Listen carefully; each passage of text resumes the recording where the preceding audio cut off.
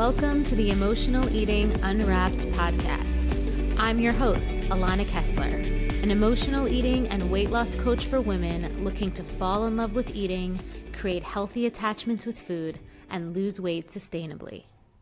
Hello and welcome to another new episode of Emotional Eating Unwrapped. I'm your host, Alana Kessler, and I'm excited to be here today. I feel like today's topic is something that's been coming up a lot in conversations that I'm having with my clients, with the students in the mentorship, and it's really about social eating, right?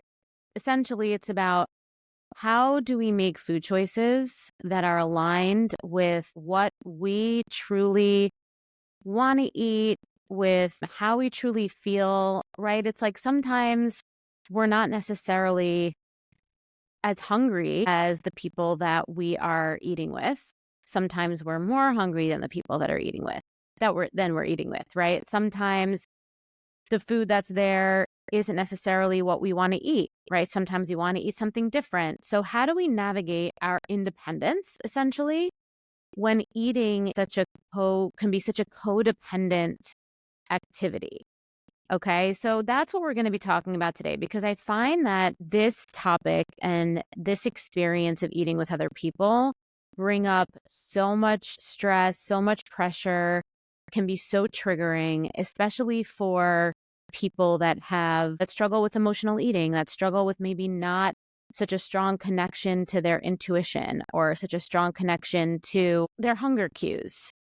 Maybe, there's not this strong resolve of being so connected to your motivation for eating yet, and being able to say no, that this experience of eating with other people, really executing and asserting your individuality, your independence around eating and what food you're choosing to eat feels like a struggle. And that's why I wanted to talk about this today, because I really want to normalize this for you. I want to be able to give you some context, maybe reframe some of how you think about this. And hopefully you can walk away from today's episode feeling a little bit less stressed, a little bit less pressure, and a little bit more empowered around your right to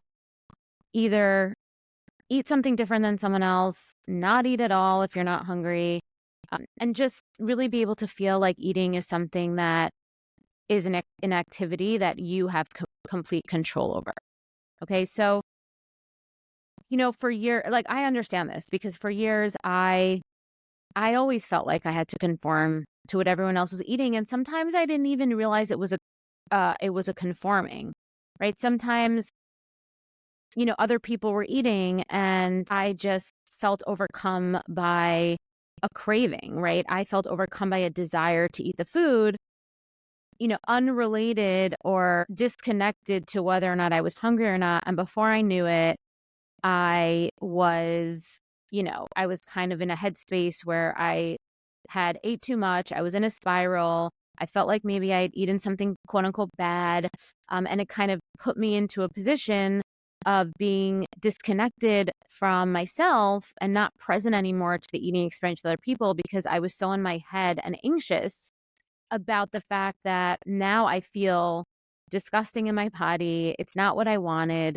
And I felt really out of control. Ultimately, the worst part of feeling pressure to eat when other people are kind of triggering that feeling for you, when social eating is triggering that feeling for you, is that we feel ultimately like when we quote unquote give in, we've lost control.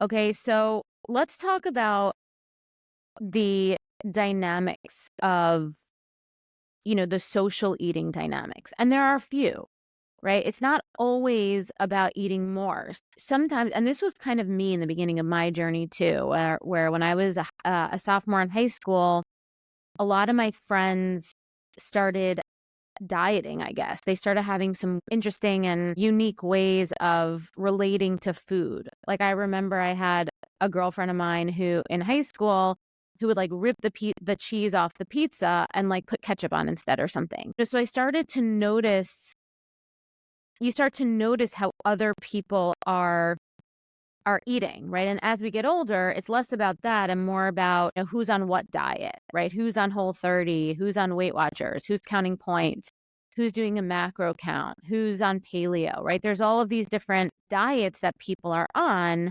And, you know, you kind of end up feeling like either one, you feel like maybe you should be doing that, or two, if so many people are in an experience with food where they're quote unquote on a diet, you might feel guilt or pressure or eyeballs are on you if you want to maybe have dessert, right? If you want to, you know, maybe have the bread, you want to have a second portion because you're hungry, right? It's like having the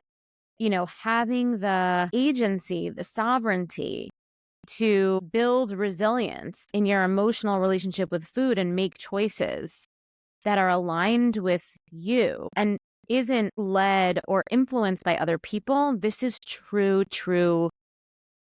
empowerment.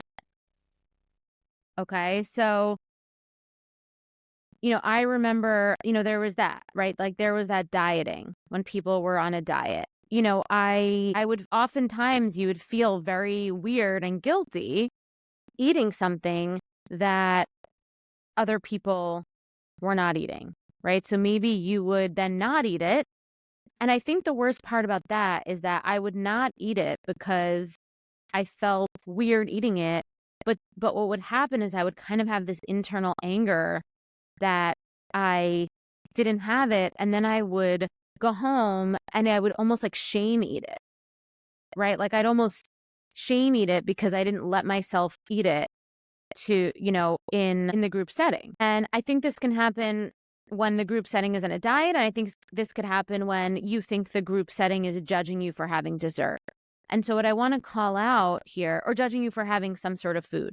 And so what I want to call out here is every time that we put our energy and attention on what we think the collective or a group, or maybe it's like one or two people are doing, and we abandon what we want to do for ourselves, that's aligned and connected to what's right for us, what's aligned with our hunger cues, what's aligned with the plan that we made for ourselves. Every time we do that, we abandon ourselves. And that's the reason why we emotionally eat or binge. It's not because the other person really was the one that made us feel bad about ourselves. It's really that we felt, you know, we didn't have the resilience and strength to stick to our guns because maybe we weren't strong in our conviction, right? And that's the real work. The real work is being so connected to your motivation, to your why for eating something, to your knowing that this is, that regardless of what anyone else is doing, eating this right now here is, you know, your right, you can, and also is good to do, right? Like you can. And, you know, there's nothing like, you know so clearly that this is right. This is right for you. Okay. And so that's the most important skill that we want to be able to build.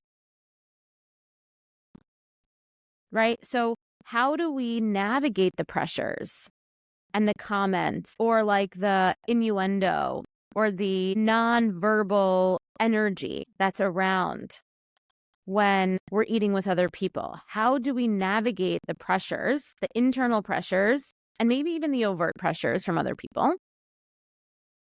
And maybe some obnoxious comments, right, that some people might give, right? Maybe some people are saying like, oh, are you really going to eat that? Or I wish I could eat like you, right? Maybe that people say, maybe you eat like a bird, right? People are just kind of hyper focusing on your eating habits, which, like I said earlier, is a codependent thing because of their own internal experience with food. I remember what it felt like to be stuck in the cycle of emotional eating. I tried every diet out there, counting, tracking, restricting, but nothing ever worked. Food controlled my life, my thoughts, and I constantly felt guilty after eating.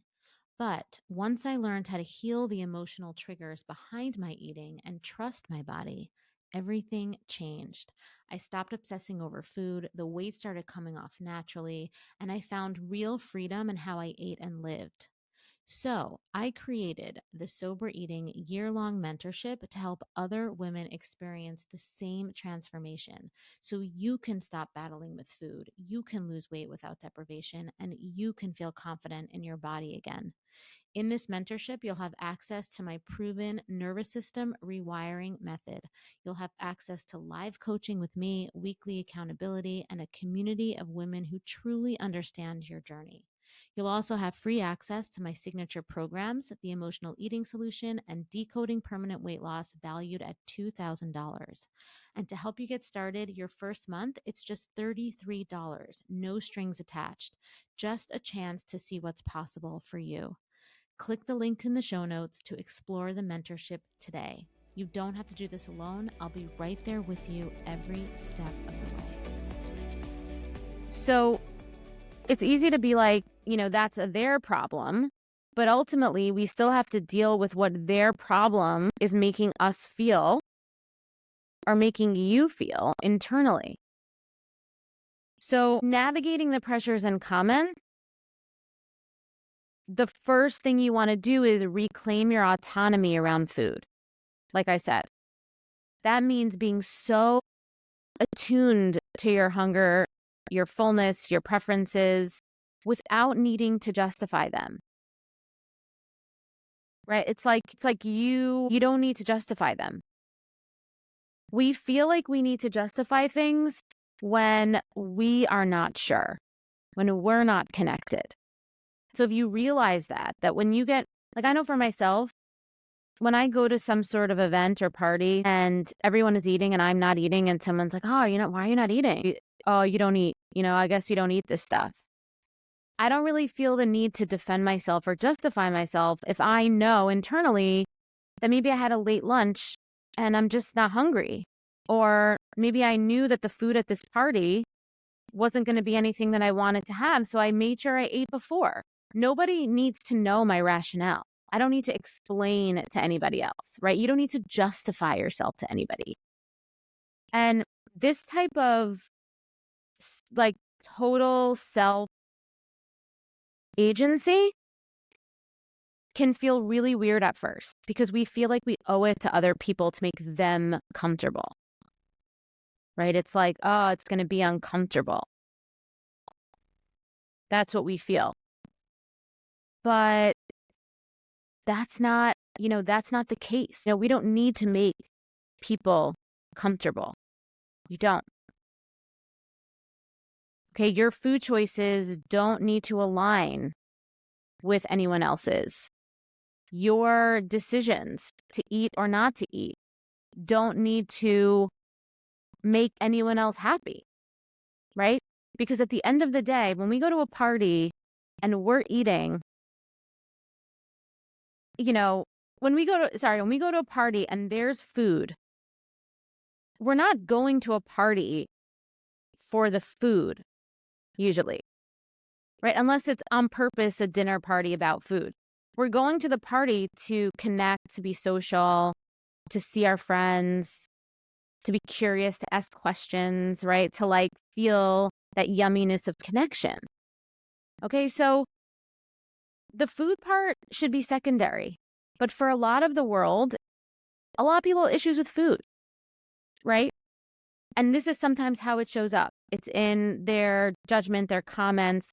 Most of these people wouldn't even self-identify as having issues with food, but they often do.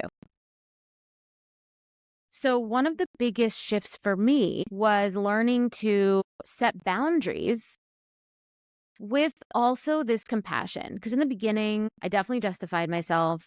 Then I got annoyed and mad and I had attitude. But I think that what happened was that over time, I learned to have compassion for the other people's own relationship with food that's probably complicated, while also having boundaries, right? So I don't need to defend, because defending or justifying takes me out of my center and makes me tired, right? Justifying makes people tired. It kind of takes you out of your power.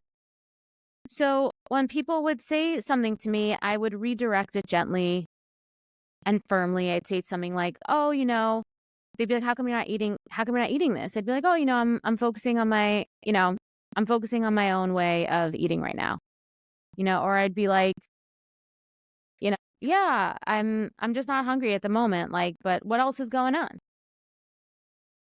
It's a simple way to honor your boundaries while keeping the focus on connection and, you know, on connection, and really just enjoying the experience of being with people, rather than this negative kind of comparison thing where people are like, "Well, what are you eating? Well, what am I eating? Well, if you're not eating that, then it's like, what does that say about me?"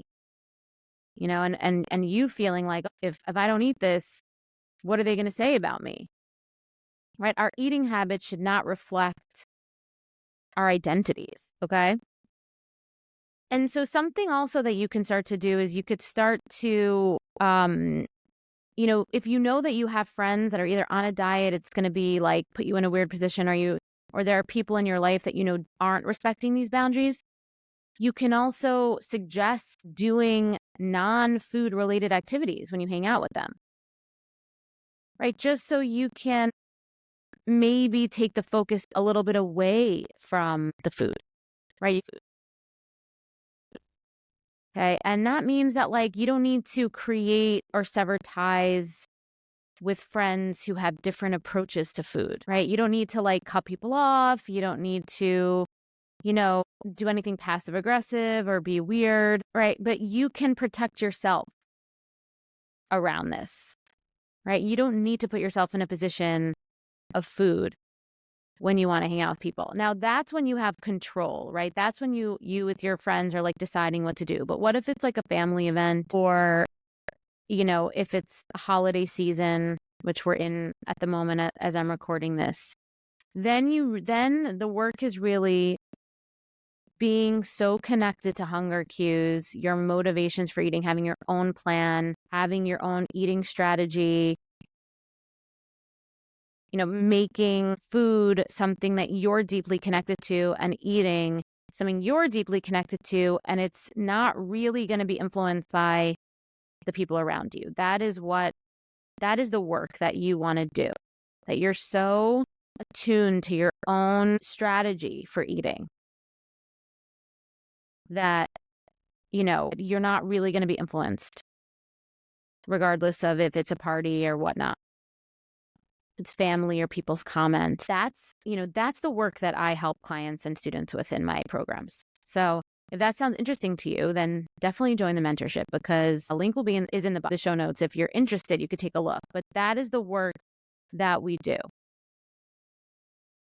Okay. And so, the other thing you want to think about is, if you do have a friend or family members that they consistently create an energy within your nervous system that creates insecurity, that creates anxiety.